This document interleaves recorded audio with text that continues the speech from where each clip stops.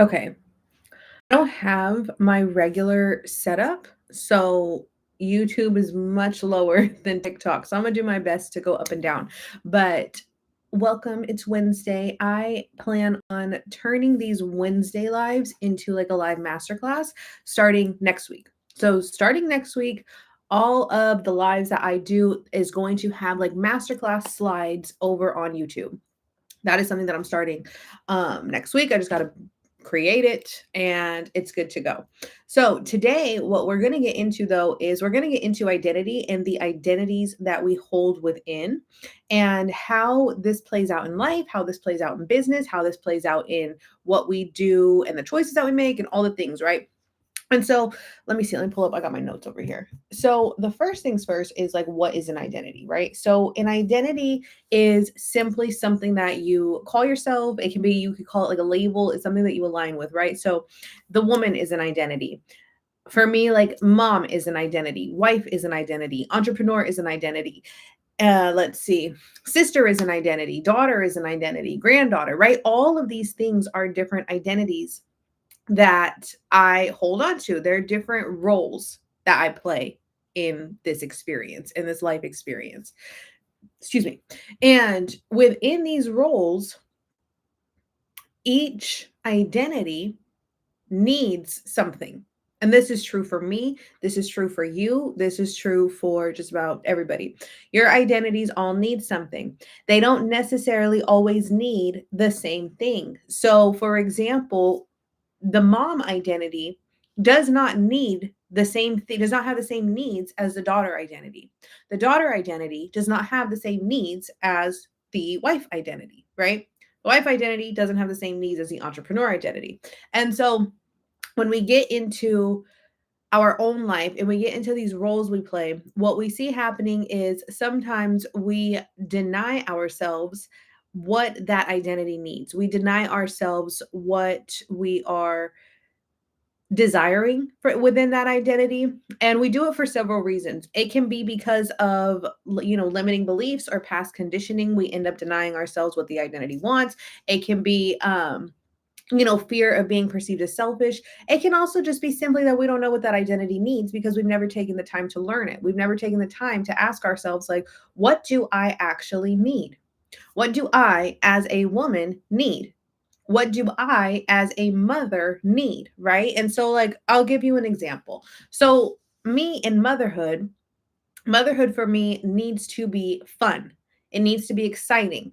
Not all moments are fun. Like there's because so nobody mistakes what I'm saying. Like, yes, there's rules and regulations and disciplines and things like that. Like it's structured is my point, but it still thrives on fun. I like doing fun things with my children. I like going above and beyond. Everybody has a better experience when I allow the fun to come into motherhood. Okay, because that's what that identity needs. Now, on the same page, my entrepreneur identity needs the same thing. She also needs for her business to be fun. She needs it to be exciting. She needs a strategy that she looks forward to. She needs a strategy that she can stay on top of and is excited about. And this is not to be confused in saying that you're going to love every aspect of everything that you do. Okay. There are tasks that have to get done that I don't necessarily enjoy. They're not fun tasks. But if I make everything else more of a fun task, well, then that identity has a lot more fulfillment. That identity is becoming fulfilled. And so, excuse me again. When we think about when we think about it like that, we need to think about the core needs of our identity. So, some of the core needs include belonging, safety, autonomy, and freedom. Okay. Expression, purpose, all of these things, right? So, what does freedom look like in each of your identities? What does safety look like in each of these identities? What does belonging look like in each of these identities? These are things that you would begin to ask yourself when you are thinking of the identities that you hold in this space. Okay. When you are thinking of the different roles that you play, it's not selfish for these identities to have needs, it's selfish when we neglect them. Okay, one of my last recent series was about how, creativity and how one of the earliest identities that we all hold is the identity of the creator. And so when we have the identity of the creator and then we don't create anything, this is what leads us in this emotional, like, roller coaster loop of feeling as if like the anxiety and the frustrations and things like that that we feel is because we're not staying within, we're not nurturing like some of our identities, right? And so I want you to ask yourself selfishly think about this. What do I need in each of my identities? So first things first, if you're watching this and you have a notebook, grab a piece of paper and write out some of the identities that you hold. So I gave you an example of some of the identities that I hold. So some of that includes, like I said, mom, daughter, wife, granddaughter, entrepreneur, um, what else? Woman, right? Like these are different identities that I hold. So think about the different identities that you hold. And I want you to selfishly ask yourself within these identities, what do I need for fulfillment in each one of these? What do I need so this identity can thrive? So if you're thinking about identity as the creator, right? If you're thinking about, okay, well, I have a creator identity, which we all do, and you're thinking, what does my creator identity need to survive? So for me, the creator identity, well, she needs to write, she needs to color, she needs quiet time to be able to do these things. She needs to be able to, let's see, do her videos, all of these different things, right? All of these creative things. She likes to bake. Okay, these are different things that the creator identity enjoys. And so within your own personal identities, with your notebook, write out what it is that you need. Write out the different things that that identity needs. Okay, I've given you some examples. The mom identity, for example, for me needs fun. The entrepreneur identity also needs fun, and she needs structure, and she needs like rest. Actually, I don't know that she needs rest. Creator identity, right? Different things. These different identities need different things. And so when you ask yourself and you write down what it is that each identity needs, I want you to take it a step further and write down what it is you are denying yourself in these identities. Are you denying yourself opportunities to create in your creator identity? Are you denying yourself fun in motherhood, in the mothering identity? Where are you denying yourself, right? And so think about that. Write down next, like you know what you need now. Write down, you can do like a column, right? Write down on the other side, like what it is you're denying yourself in these identities. And as you write down and you think about like what is being denied, right? So for example, for a while, like the entrepreneur and the mom identity were being denied fun because I was so stuck on things need to be structured and things need to be rigid and it has to be done a certain way at a certain time, in a certain order, right? These are all the things that I was telling myself. And so in doing that, I was denying myself the fun aspect of the entrepreneur and the mothering identity or the mom identity. So for you, write down the things that you're denying yourself.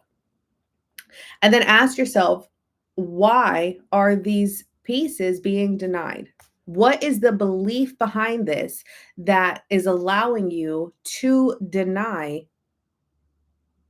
what it is you're denying? And so, like I said, for me, some of the belief that I had in denying the fun was like, well, business, I'll give you an example for entrepreneurship, right? I had to deny myself fun in entrepreneurship, or thought I did. And the belief behind that was business doesn't get to be fun until it's hitting a certain revenue stream. And that's just what I believed.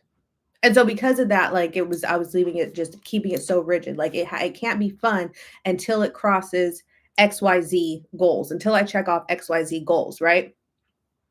With the mom identity, it was like, well, it can't be fun all the time because then I will raise children who don't have structure. That was a belief that I held.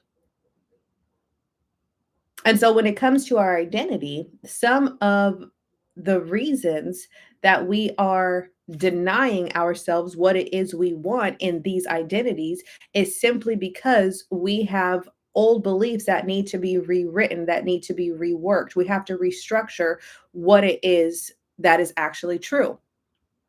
Is it true that if I have fun with my children, I'm going to raise them like chaotic, that they're not going to have structure? No, that's not true at all. Right. So then I was able to reframe that. So then I was like, okay, well, so what do I need? If I need fun and the kids probably need fun, then I reframe it. And now in the reframe, the household operates smoother.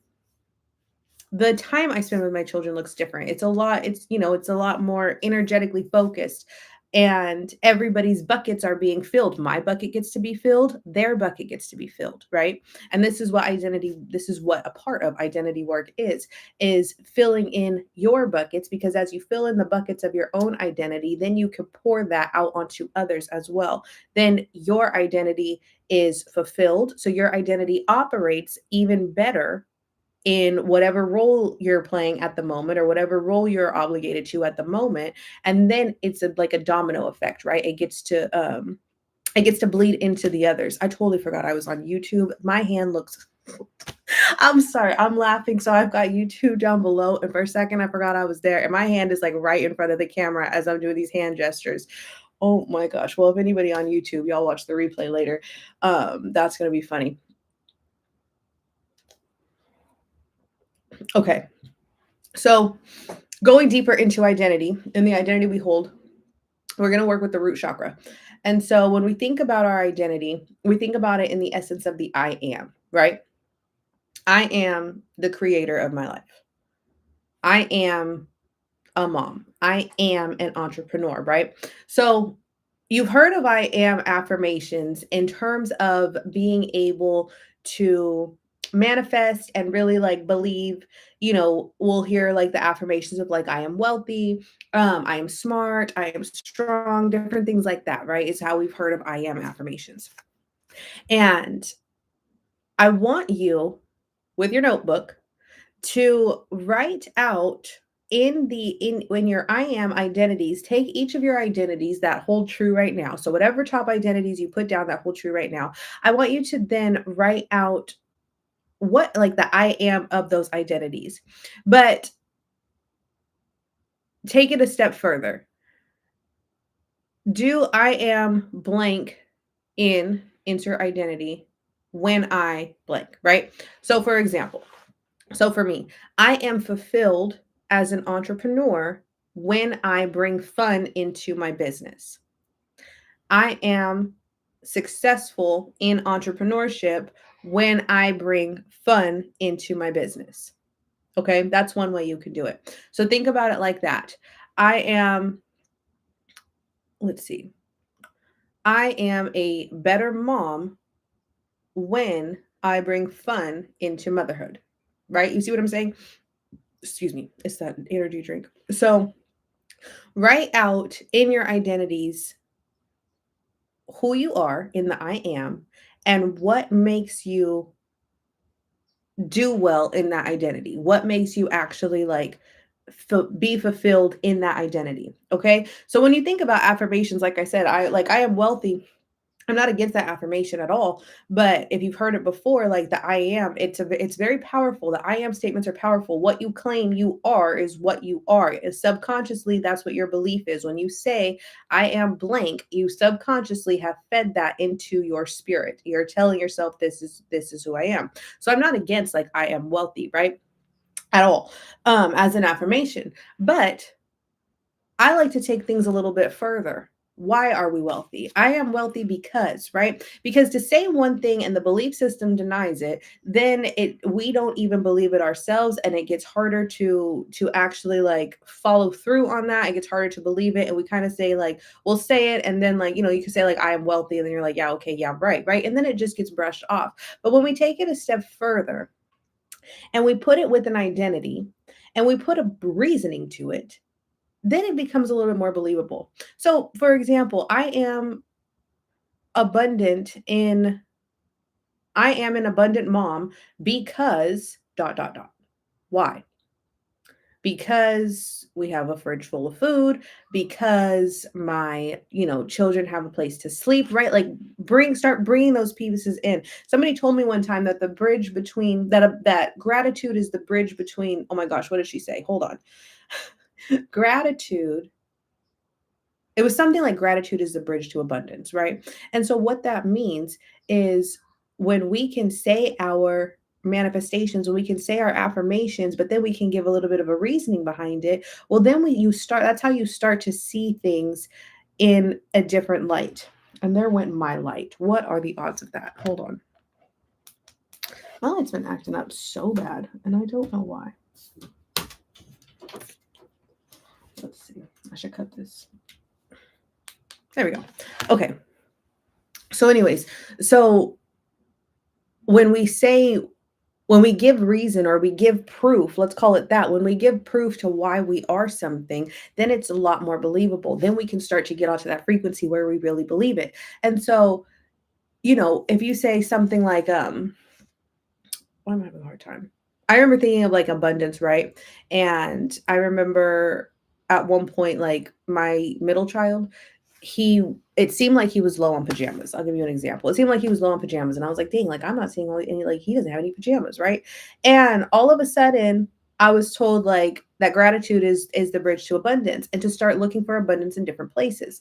And so next thing I know, I don't know how it happened, but I started looking at, abundance in all these different areas, right? As like as far as like I had somebody tell me like she was counting like the blades of grass, right? Because she lives on like a large lot. She was like, I have like look at all this grass, I have all this abundance, right? As I remember thinking like my son's pajamas, I'm like, dang, he's like low on pajamas. And then I started to find abundance in other places, and I started to really, really dive into like the mindset of manifesting in a way that didn't only look at money. And so next thing I knew, my son had like all of a sudden, I don't know where it came from. It was like gifts that had happened, and then I had went shopping and all the things, but all of a sudden, like now my son had this drawer just full of pajamas. And I was like, at one point I was like, dang, we're doing laundry all the time to get these pajamas washed. Like we need to go buy some.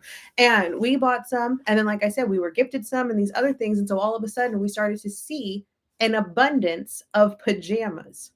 And so what started this, taking it back to the identity work, it came from fulfilling the I am in other aspects. It came from understanding the I am affirmations in different areas of life.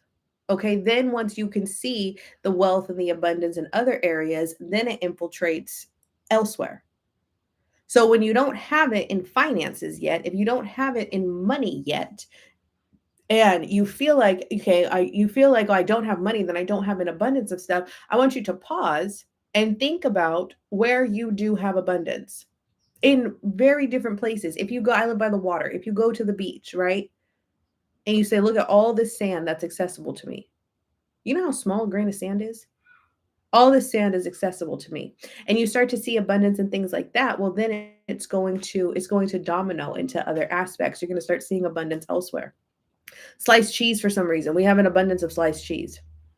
I don't know. But we have an abundance of sliced cheese, right? That's what I mean. It starts coming into different places. So think about it that way. Think about your identity, what your identity needs, and then for what you're trying to manifest, what you're trying to grab onto to fulfill that identity and the manifestations that you want as who you are, then start thinking about the reason why you already have it, even if it's not in the way that you want it to be. I am abundant because dot dot dot. Write it out. Write out all the ways you have it in your current reality, and then you can take it a step further. Write it out as present tense under Neville Goddard's teaching of like the law of assumption. Write out why you are abundant now for things that you're trying to manifest into the future, because the thing about manifesting and the thing about like receiving what you want, it's just a matter of becoming the person who has it. And so when we can rewire these beliefs into believing that we are worthy enough to have it, that not only are we worthy enough to have it, but that we can bring those aspects of future us into now. We rewire the beliefs that are like, yes, I have this, or it's accessible to me. Let's put it that way. It's accessible to me. And we get rid of those old beliefs. Well, then now that's how you start to collapse timelines. And I've said this before, but I've said, if you want to manifest faster, you bring versions of what you consider future you into the now. That is just an identity. At the end of the day, everything that you think that you want that's on the other side of what you have right now is, like I said, it's a matter of becoming. That's simply, you simply have an identity that holds onto that stuff. So if you're looking at this as like, well, I want to have a successful business, I want to be a full-time entrepreneur, that's just an identity. It's an identity of the full-time entrepreneur. So, what do you do in that identity? If you don't have a full-time business right now and you visualize yourself as a full-time entrepreneur, what is the difference between you right now and you in that identity? You in the full-time entrepreneur identity? Is it as simple as, aside from having the full-time business, what are her habits? What makes her fulfilled in that identity? Does she get up earlier? Is she a gym girly? Is she Pilates? Is she working it late at night? Like, what's her routine? What's her structure? Then you want to bring that identity into the now. So if you can't bring the full identity into the now, for whatever reason, whatever other beliefs you're holding on to, well, then what pieces of that identity can you bring to right now? And on your paper, I had you have get a paper like way earlier, but on your paper, write that down. Write down what is the gap between the identity that you crave to have and the identity that you hold today. And when you can bridge that gap, that is the collapsing of the timelines. That is getting to your manifestation quicker, right? It's just a matter of bringing that's all it is bringing the identity into the now, bringing those pieces of that identity into the now. If she gets up early and has coffee and journals and meditate, and that's really the only difference in you seeing the full-time entrepreneurship, version of you and like the you right now, if that's really the only thing that bridges the gap, then start doing that. Start bringing those little pieces into right now. Start bringing those little habits into right now. And as you bring those habits into right now, you will start to see things unfold faster because now you, like I said a minute ago, you're seeing abundance everywhere. Okay. You're training your brain to see it everywhere, even if you don't have it in every which way you want. You're training your brain to recognize it so that when it comes, you can recognize it. Then you're also bringing the identity of the woman who has those things into right now. And you will be where you want to be in no time. You will collapse timelines that way. You will collapse time that way. It's a much faster process when it works like that. So, that is what I have for you today on identity. I will, like I said, I will start hosting like webinars on YouTube. So if you watch this replay and you're wanting to like do more with it, well, I'm gonna have start to have like a weekly little webinar training for free on my YouTube. And then if you can't make it live, you can always go and watch the replay on YouTube. And other than that, I will talk to you all sometime next week. Bye.